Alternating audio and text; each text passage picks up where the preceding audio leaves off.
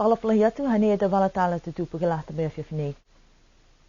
Hā taki au te he whahi malolo sino ke maanga kum talau, ke tunu e vai, a ko tua hā kua nāka i tawana mitaki, e vai ki roto he tula vai maanga. Whakakise e tupe tupe he whahi whenonga e vai ha koe tau vewe ni kua toro whanuai, ki he tau matakawi talahaua ki motu. Whakakatoa toa e tau whakaroang he aonga whakamahani, me aonga tau whanau i kiki, ke lato mai tau nei, ki he aho tufa pale pale, halo tūri niawhi. Koe aho ua he whahita nei ne kua hai e tau hatakianga, mai he whahi malolo seno ke latai, mai tau tangata ke maanga kum talau, ke tunua e tau vai inu, hakua nāka i hanghang taki. Koe tau kumianga he whahi malolo seno, ne kua tau se ke whahi tapu e kua mole, kua kisia nāka i tawana mitaki e vai ke he tula vai, hakua tuaha, kua tuai mai hi. Koe tau siwianga he whahi malolo seno, whamahani ke tau si hei, rangataha he kuata. Talahau mai e hukui he whahi malolo seno ko Griselda Mokoia, kua hātaki atu ke nāka i inu e vai, kai mai ke ngai ni ke whakaonga ke tunukai, ke unumena tui moe koukou. Kua whitāni whoki e whalua tau mahua he whahinga hua vai, ne kua whakatawhia e lo tōre vai ma he tūla ki whafo, ke he ahiniawhi, amna ki ke whakamea ai moe tō liu ke whakapoke, a tō liu whoki e whahi malolo seno ki sivi. Koe mga honei kua whakailoa he whahi malolo seno ke lo tōle tō tangata, ne kua moa e tau tula vai mai he matanga hua pek, mai ke whakaonga e tau vai ia mo inu, a tō whakause tau kumikumianga mo liu ke sivi whoki e tula vai ha mtalau. Ha kua lau ia tōnu e maanga ko mtalau, kua lali whoki ke ngahua kau whakataha mai whono tak maanga, ke whakapuloa mai whakamama ke lata mai longaanga he tō tangata. Fuafua e koe whae aho ne kua manaki ke whakamea he mtakau vai e tula vai, a tō mai ke whakaonga, kai whakatumau a ngai e tau hātakianga mai, he whai malolo seno ke tanga te maungu talau ke tūne vai, a tō whai whailoanga tu whoki. Tupe e whahinga hua whenonga e wewe he motu hakua kisia e whakahanoa, he whalu tangata ni kua tolo e do wewe ke he tau matakawi mahuinga he motu. Koe tau whai whenonga e wewe ni kua tuku e whakatuwhonu koe numela taha, ke he tau ngahua tihake mo e tau puhala moa tupe mai motu, ke he tau whakaluanga ni kua whakapuloa i whoki ke he lalolangi kua pehe, kua niwe, kua motu, nonof miline tau tangata mo e kua mea e takataka i motu. Tā koe mga hone kua whaile kua ni o kakisia ha koe tau wewe. Kua malikisi haki lunga tau numela wewe ni kua kisia ai, ni kua whakatokatoka ai ke he tau mdakawi talahaua he hamadolo whahinga hua, e tau mdakawi ne whalahi ke oato e tau tangata e wewe mai ke motu, mai ono ki ai. Sina kai mitaki he longa lahi hai tau wewe ne whai whakatokatoka, ke tau whahi tau mdakawi nā. Ono ki ai, kua puke whoke e tau ngasi apa wewe ne toka atu ke he tau mdakawi nā, ke me ke tau tangata ke tuku e halo tulu tau wewe, ka kono ki ai, kua kehe te ka hai tau whanga lapisi ni kua toka ke he tau ngasi wewe nā. Tunga tau lapisi ne wha toka e ke tau kaina, tau kapusi, tau pamulango, ko tau ngasi lupo inu, pia whoki ni mo tau lopepa ne wha lopepa fuela, mo tau lopepa plastiki ne wha uwhiuwhia ke tau mana kaiga whinatu ai ke tau whai, tau matakawi nā. Whai anō nuanga e whai hinga ho whenonga e wewe he mga honei, ke tau se tau whakawanga hua, halau tōru, moe tuku atu whoki, halau tōru atu muna ke lata me tau tangata he motu piani, me tau tangata ne ko whenonga mai.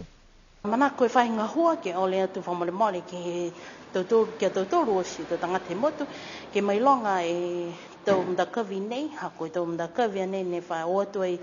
tau tangata whenonga e wewe, si me ke ka tau tōru au loa ke kauwhalataha mo e leweki atu ke he tau mdakawi nei. Mai longa whoki, haia whoki e hamautoro a taunga hua, ke watu ai hamautoro tau tangata hua, ke whamea e tau ngasi apa wewe nei. Haia i whoki e hamautoro tau tangata hua, ne watu ai me utakehe mai e tau wewe he tau dakawi nā. si me ke lo tori ki kisia ko mali kisia ki lunga to puke do numela la pisi ne ko no ki mai he to ngaho ne fa ma hane lo tori ke wato e ke fa mea tala hau e ala fa ma hane lo tori tanga tanga hua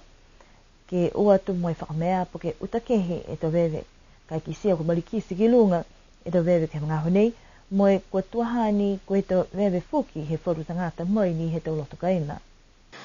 hakua hoko ma do toru ke to ngaho fia he matahiku tau si mai longa tokolonga do toru ne fa watu ai ke tau mta ka vitala haua nei he motu ko ole atu e fahinga hua fo mo mole ke kau pala tanga do toru mo le veke do toru a motu mo ka oto ia mtoru me mtoru to mtaka nga hua poka mtoru mang fawa si lalahi mtoru to bebe ne ko putu ai ko le te ke utaki he mtoru to kaina poke tato ai ke he tolo anga bebe he mutu atu toru we ta kisi anga fuki ke mai longa ko to bebe ke to ko hala pola tu ko kamata ke longa fuki to tata si ko ole fa nga hua ke ngā hua uloa e te wangata he motu ke leweke niwe ke mea mai o tatai mai tau whakailoanga ni ko whakapuloa mai iloa e he lalolungi. Koe ahinia whine ko hoho koa tu e te whanau me te whiaonga he aonga he te whanau yeki ke lātai mai tufa he tau palipale.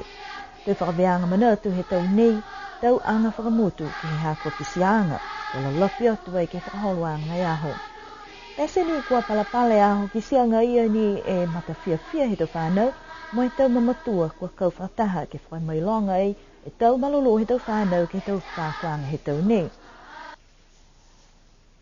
Kua whiwhiri ei fōki, taha he tau tama wahenga ono ke whai whakamatahanga ke lātai mai aha hosiko ia nei ko Gabriel Tuhipa. Ko lolongo mai olioli he tau whanau he ono atu.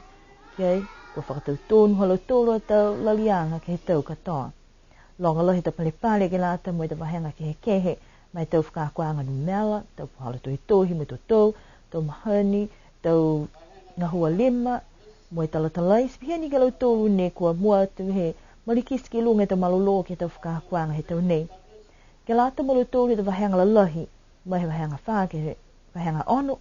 kua lofi ua e tau wahenga he tau atu tau takitaha, ke kisia kohai ni ko mua te malolo mo e mauai e palepale lahi mai wahenga ia. Ke lāta mo e tau wahenga wha, ko ia ne koutu ko Andolin Peter. Ke lāta e mai wahenga lima, koutu waia kawana misimesi funaki. Ke lāta mo luto tu whanau ne maua e tau olalalahi ke lāta e mo e wahenga ono, tu tōlu ai a Mata Michelle taha whapo male. Tu ua a Annalise Pavihi siane holo, mo e koutu wai a Hiku Leo Lui Ikiwa se moa e Ducks haunga tu whanau kiki he tau nei. Whakausi mo e mawhala e aho tufa palepale, mo e amana ki he tau whanau, ke ua tu ai mo e uki tu kaonga, ka mata mai he whai tapu kahau. Pehena e tau wala tala tutupu ni ko mō mai ke lātu mea whiwhinei, amana ki ke ririu ke whalwea pehenei ke whai tapu kahau. Wa nimo koe awha yungu, amana ke maanga ko Waya ke whakahoko e halotua a whatātā. Mana ko fuki ke tuku atu e te manatu whakalofa, ke mga whawaha ata whāsene, ha koe halotua tau loto momoko. Ke ranokwa, nuine pō tō lidiu ke whalewea ke whaitapuahau.